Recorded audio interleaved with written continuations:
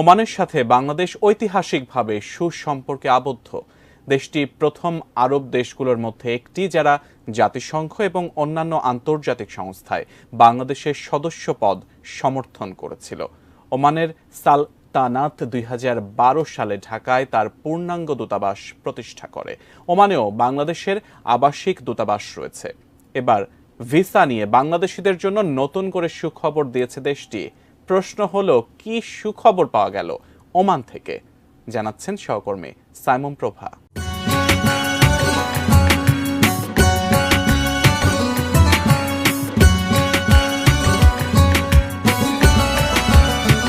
গত বছরের 31 অক্টোবর শ্রম বাজারে স্থিতিশীলতার কারণ দেখিয়ে বাংলাদেশিদের জন্য ভিসা দেওয়া বন্ধ করে ওমান সরকার।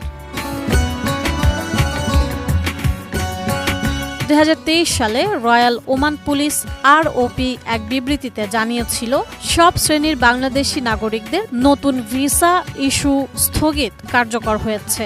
ওমানের ট্যুরিস্ট ও ভিজিট ভিসায় আসা প্রবাসী ভিসা পরিবর্তন করার সুযোগও স্থগিত করা হয়েছে বলে জানানো হয় তখন। তবে মাস্কাটের বাংলাদেশ দূতাবাস তখন এক বিবৃতিতে ভিসা বন্ধের এই প্রক্রিয়াটি অস্থায়ী বলেও উল্লেখ করা হয়।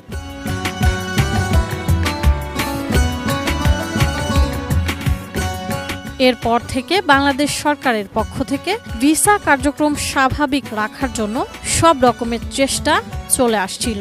সেই ধারাবাহিকতায় গত মঙ্গলবার ওমানে পা রাখেন প্রবাসী কল্যাণ প্রতিমন্ত্রী। তার এই সফরকে কেন্দ্র করে নতুন করে স্বপ্ন দেখা শুরু করেন ওমানে যেতে ইচ্ছুক বাংলাদেশিরা। অবশেষে সেই আশা পূরণ হতে যাচ্ছে।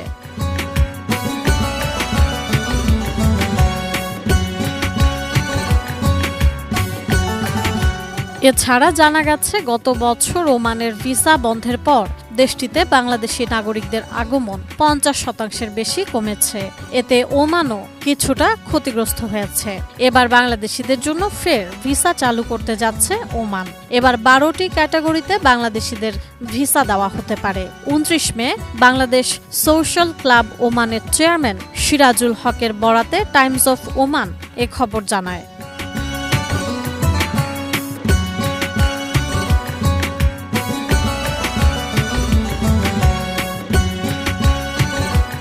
বুধবারের ওই প্রতিবেদনে বলা হয়, এবার 12টি ক্যাটাগরিতে বাংলাদেশিদের ভিসা দেবে ওমান। এর মধ্যে আছে ফ্যামিলি, জিসিসি দেশে বসবাসরত বাংলাদেশি নাগরিকদের জন্য ভিজিট ভিসা, শিক্ষক ভিসা, প্রকৌশলী, নার্স, শিক্ষক, হিসাবরক্ষক, বিনিয়োগকারী এবং সব ধরনের অফিসিয়াল ভিসা।